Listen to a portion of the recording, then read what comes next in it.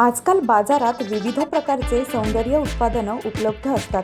मात्र त्यात काही प्रमाणात रसायनं असल्यानं ते त्वचेसाठी घातक ठरू शकतात. अशा वेळी अनेकांचा घरच्या घरी क्रीम, फेस पॅक किंवा स्क्रब सारखी उत्पादनं बनवण्याकडे कल असतो. ही उत्पादनं रसायनमुक्त आणि त्वचेसाठी अत्यंत सुरक्षित मानली जातात. मात्र असं असलं तरी घरी ही उत्पादनं बनवताना काही गोष्टींची काळजी घेणं गरजेचं आहे. कारण प्रत्येकाचं स्किन टाईप वेगवेगळं असतं. जर उत्पादनं योग्यरित्या तयार केली गेली नाहीत तर ॲलर्जी आणि त्वचेवर रिॲक्शन होण्याची शक्यता असते. त्यासाठी घरी ही उत्पादनं बनवताना काय सावधगिरी बाळगायला हवी ते जाणून घेऊया. घरात सौंदर्य उत्पादनं बनवताना स्वच्छता राखणं अत्यंत महत्त्वाचं आहे. हे बनवताना वापरली जाणारी भांडी, हात आणि साहित्यामुळे त्वचेत बॅक्टेरिया पसरण्याचा धोका वाढतो.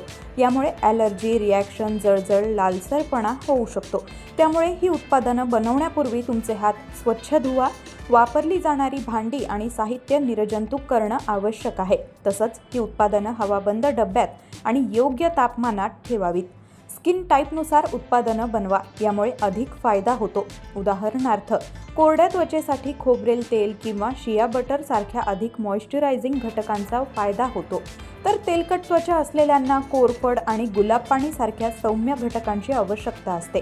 बाजारातील उत्पादनांमध्ये रसायनं सुगंध असतात, ज्यामुळे ते दीर्घकाळ टिकतात.